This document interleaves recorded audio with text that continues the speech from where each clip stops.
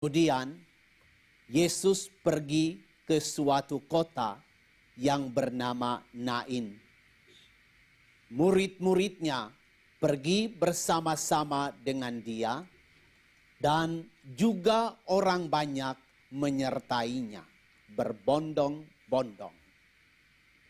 Setelah ia dekat pintu gerbang kota, ada orang mati diusung keluar. Anak laki-laki, anak tunggal ibunya yang sudah janda. Dan banyak orang dari kota itu menyertai janda itu. Dan ketika Tuhan melihat janda itu, tergeraklah hatinya oleh belas kasihan. Lalu ia berkata kepadanya, "Jangan menangis." Sambil menghampiri usungan itu, ia menyentuhnya. Dan sedang para pengusung berhenti. Dia berkata, "Hai anak muda, aku berkata kepadamu, bangkitlah." Maka bangunlah orang itu dan duduk dan mulai berkata-kata. Dan Yesus menyerahkannya kepada ibunya. Semua orang itu ketakutan dan mereka memuliakan Allah sambil berkata, "Seorang nabi besar telah muncul di tengah-tengah kita dan Allah telah melawat umatnya." Maka tersiarlah kabar tentang Yesus di seluruh Yudea dan di seluruh daerah sekitarnya. Demikianlah Injil Tuhan kita. Terpujilah Kristus.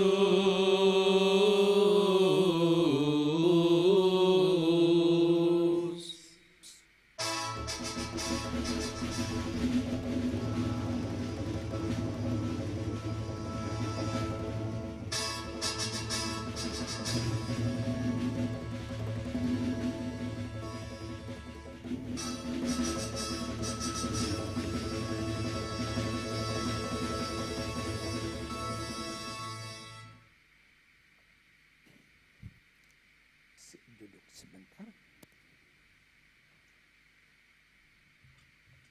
Ibu-ibu, bapak-bapak, sanak famili dari Ibu Katerina, Inge Mariani, Juhadi, dan secara khusus Ibu Ineke dan Bapak Setiawan yang hadir di sini. Juga anak-anak yang mungkin sedang mengikuti Misa Kudus ini dari Melbourne. Fiona dan Sebastian. Ya. Dan semua orang-orang dekat yang kenal dengan Mama Katerina Inge Mariani Juhadi.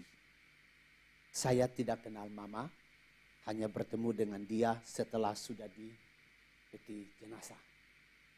Yang saya kenal adalah Mama Teresia Juhadi, berarti kakak ya dari Mama Inge. Dan Mama Magdalena. Mama Magdalena ini apa? Adik atau kakak? Kakak juga. Ya.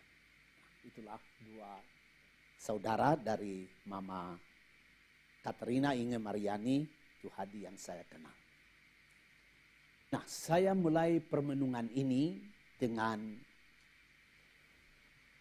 mengingat surat Santo Paulus kepada umatnya di Kolosa. Kolosa 1 ayat 16. Dikatakan begini, "Karena di dalam Dia segala sesuatu telah diciptakan, baik yang ada di surga maupun yang ada di bumi, baik yang kelihatan kita lihat maupun yang tidak kelihatan. Segala sesuatu diciptakan oleh Dia dan untuk Dia. Ini kata-kata Santo Paulus di surat Kolose bab 1 ayat 16. Kutipan kitab suci yang kedua yang ingin saya bacakan atau saya renungkan bersama-sama dengan kita adalah dari Nabi Yeremia bab 17 ayat 7 sampai 8. Di sana Nabi Yeremia berkata begini, diberkatilah orang yang mengandalkan Tuhan. Kenapa? Karena orang yang mengandalkan Tuhan itu ibarat seperti pohon yang ditanam di tepi aliran air. Akarnya akan merambat kemana-mana. Dia tidak takut akan panas terik. Daunnya tidak layu, tetap hijau. Dia juga tidak pernah khawatir bila datang musim kering. Dan tidak pernah pohon itu berhenti berbuah. Itulah karunia bagi orang yang mengandalkan Tuhan. Sesudah dua kutipan ini dari Kolose 1:16 dan Yeremia bab 17 ayat 7 sampai 8, saya mengutip lagi satu catatan dari kitab Amsal. Kitab Amsal bab 11 ayat 28. Kutipan Amsal ini sangat bertentangan dengan apa yang tadi saya baca dari surat Paulus kepada umat di Kolose dan Yeremia bab 17 ayat 7 sampai 8. Kitab Amsal bicara seperti begini. Amsal 11 ayat 28. Celakalah orang yang mempercayakan dirinya kepada kekayaan. Sebab orang yang mempercayakan diri kepada kekayaan, dia akan jatuh. Hanya orang benar, dia akan tumbuh dengan daun yang selalu muda. Nah, dengan kutipan-kutipan kitab suci ini, bersama dengan Injil yang tadi kita dengar, dan surat Santo Paulus kepada sahabatnya Timoteus yang tadi kita dengar sebagai bacaan pertama, saya ingin mau mengatakan pada hari di mana kita mengenang 40 hari Mama Katarina Inge Mariani Juhadi pindah rumah, tinggalkan pondoknya di sini. Saya selalu mengatakan kata pondok itu karena betapa bagusnya rumah kita di bumi ini, atau sebesar apapun rumah kita di bumi ini, pada waktunya kita tinggalkan. Maka saya selalu mengatakan hidup kita di bumi ini seperti pondok. Artinya pondok ini waktunya kita akan bongkar karena kita mau cari rumah. Pondok itu tempat tinggal sementara, yaitu di sini. Sedangkan rumah itu tempat tinggal abadi, yaitu di sana, di surga. Nah, kita merayakan, kita mengenang 40 hari Mama Katerina ini pindah rumah. Dari pondoknya, dia pindah ke rumah permanen. Nah, pada kesempatan ini, ingin saya mau mengatakan berdasarkan ayat-ayat kitab suci tadi, bahwa kita tidak pernah boleh berbicara tentang hidup dan berbicara tentang akhir hidup. Hidup itu adalah yang sekarang ini kita alami. Dan akhir hidup itulah seperti yang kita alami beberapa hari lalu, 40 hari lalu. Mama Inge di dalam peti jenazah, itulah akhir hidup. Tidak pernah boleh kita bicara tentang hidup dan bicara tentang akhir hidup tanpa memasukkan Allah di dalam pembicaraan itu. Atau dengan kata lain, tidak pernah boleh kita bicara tentang hidup dan bicara tentang akhir hidup dan mengesampingkan Tuhan. Karena tadi kita dengar kata-kata dari Santo Paulus di surat Kolose tadi, segala sesuatu di dalam Dia, segala sesuatu diciptakan. Jadi hidup kita diciptakan olehnya, mati kita, akhir hidup kita pun Dia yang menciptakan kematian itu. Jadi kalau kita bicara tentang kehidupan atau bicara tentang akhir hidup, kita tidak bisa mulai dari diri kita. Kita harus mulai dari Allah. Jikalau kita mulai dari diri kita, kita akan mengembara dan tidak pernah kita akan mendapat jawaban yang sebenarnya menyenangkan, memuaskan tentang pertanyaan untuk apa saya hidup di bumi ini. Tidak pernah kita akan menemukan jawaban itu jikalau kita mulai dari diri kita sendiri. Baru kalau kita mulai dari Allah, kita akan dapat jawabannya. Mengapa kita hidup di sini dan mengapa kita mati? Nah, itu jawaban atas pertanyaan itu, kenapa hidup dan kenapa mati, itu hanya bisa dijawab jikalau kita menyertakan Tuhan di dalam perjalanan hidup kita. Nah, dengan permenungan pendek ini, kita mesti katakan bahwa segala sesuatu yang kita hadapi di bumi kita ini, kita mesti hadapi jangan mulai dari diri, tetapi kita hadapi dari Allah bersama-sama dengan Tuhan. Tadi kita dengar Santo Paulus dalam bacaan pertama ketika dia menulis kepada Timotius, dia bicara tentang hidupnya. Mengenai hidupku, darahku sudah mulai dicurahkan sebagai persembahan. Nah, karena Paulus mulai dari Allah, dia melihat hidupnya itu sebagai satu persembahan. Kematiannya itu juga dia mengatakan ini persembahan kepada Tuhan yang sudah lebih dulu mempersembahkan dirinya kepada saya. Paulus mulai begitu. Mengenai diriku, darahku sudah mulai dicurahkan. Itu saat-saat kematian dari Santo Paulus itu. Dia mengatakan begitu. Dia juga di dalam Tuhan, dia mengatakan hidupku ini adalah satu pertandingan. Dan saya mengakhiri pertandingan itu dengan baik. Saya memelihara iman. Nah, kalau kita ambil kata-kata Santo Paulus itu kepada Mama Inge, ya kita mesti mengaku bahwa Mama Inge menyelesaikan hidupnya dengan memelihara iman. Dia tetap seorang beriman kepada Kristus. Makanya ya waktu dia meninggal, kita merayakan Misa Kudus. Dan sekarang kita juga merayakan Misa Kudus mengenang 40 hari dari Mama Inge. Berarti dia adalah orang beriman. Dan dia orang beriman sampai akhir hidupnya. Dia mengakhiri pertandingan dengan baik.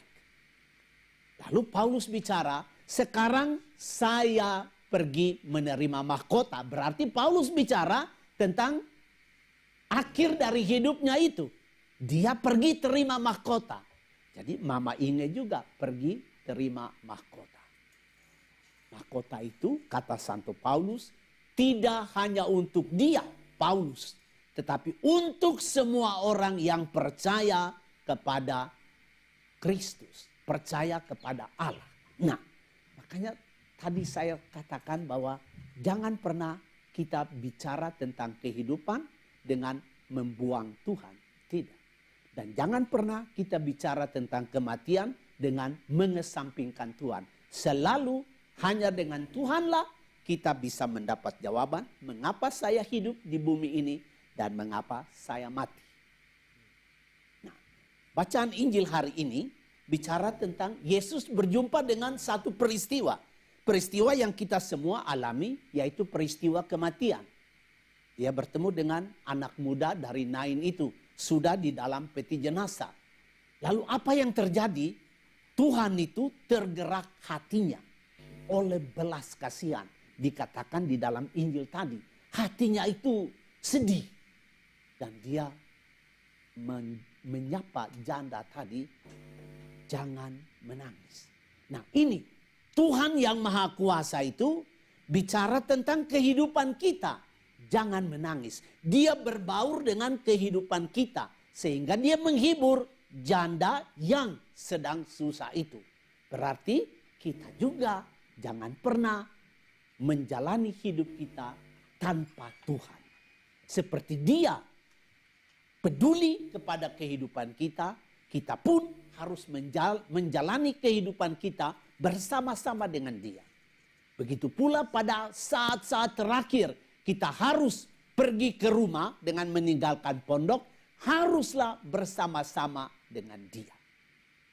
Ada seorang tua yang hidup di dalam bait Tuhan pada waktu Yesus lahir, dan Yesus dibawa setelah 8 hari dipersembahkan ke bait Tuhan. Lalu Simeon itu, orang tua itu bernama Simeon, dia mengatakan begini, setelah dia lihat Yesus, dia mengatakan begini, sekarang Tuhan, biarlah aku pulang dalam damai sebab aku telah melihat keselamatanmu. Nah, Simeon minta Tuhan, sekarang saya pulang, oke, saya pasti damai. Nah, begitulah akhir kehidupan kita. Mengapa pada akhir hidup orang biasanya minta sakramen perminyakan? Kenapa orang meminta komuni kudus menjelang akhir hidup? Karena ini adalah bekal. Jadi kita jangan pernah mengakhiri hidup di sini dengan membuang Tuhan. Justru dia menyediakan diri dalam hidup bersama dia. Dan dia menyediakan diri juga sebagai teman pada waktu kita mati. Karena dia mengambil bagian dalam kehidupan kita. Dan dia juga tahu jalan. Tahu jalan ke sana. Karena dia sudah pernah pergi ke sana. Dia dari sana dan dia juga sudah pulang ke sana. Jadi hanya dia yang tahu jalan ke sana. Jadi sekali lagi hidup kita di bumi ini jangan pernah kita jalani tanpa Tuhan. Dan kalau kita mendekati kematian kita jangan pernah sendiri tetapi harus bersama Tuhan. Akhir dari permenungan ini adalah, sebab jikalau kita mulai segala sesuatu mulai dari diri kita, ini ada bahaya bahwa kita menjadi serakah. Ada bahaya kita mulai menjadi rakus. Ada bahaya kita mulai menjadi tamak. Ada bahaya kita mulai bermain kuasa. Ada bahaya kita mulai membenci. Ada bahaya kita mulai mendendam. Ada bahaya kita mulai membalas sesuatu dengan yang tidak baik. Jadi kalau kita mulai dari diri kita sendiri, kita akan berada pada jalur yang salah. Tetapi kalau mulai dari Tuhan, kita akan berada di jalur yang benar. Nah, saya percaya karena hampir 3 tahun saya menemani Mama Teresia, Juhadi, Mariafi. Jadi saya kenal imannya. Cukup lama juga saya kenal dengan Mama Magdalena. Jadi saya juga kenal imannya. Nah, baik Ibu Teresia maupun Ibu Magdalena maupun Ibu Inge dari pabrik yang sama toh. Jadi kalau 2 orang yang saya kenal ini adalah 2 orang beriman, saya yakin Mama Inge juga Mama orang beriman. Dia beriman karena dari satu pabrik. Dari satu rumah. Jadi pasti mereka beriman bersama-sama. Dan karena mereka beriman, maka kita percaya mereka pada waktu hidup, mereka hidup bersama-sama dengan Allah yang mereka percaya. Dan pada waktu mereka dekat meninggal atau mengakhiri hidup, mereka mengakhiri itu juga bersama-sama dengan Tuhan yang mereka percaya pada waktu mereka hidup. Dan karena itu kita merayakan 40 hari ini bukan satu perayaan yang membuat kita mengenang kembali masa lampau dengan kesedihan, tetapi membuat kita semua pada hari ini melihat ke depan dan kita bersyukur, kita bersuka cita karena Mama Inge Katarina Mariani Juhadi. Juga Mama Teresia dan semua saudara-saudari yang sudah lebih dahulu mendahului kita, mereka sekarang berada di rumah yang Tuhan sediakan bagi orang-orang yang pada waktu hidupnya hidup bersama Allah. Dan rumah itu disediakan juga sebagai tempat di mana mereka terima mahkota setelah mereka menyelesaikan perjalanannya di bumi ini. Saya sangat percaya Mama Ine Mariani sudah ada di rumah dengan mahkota kemuliaan itu.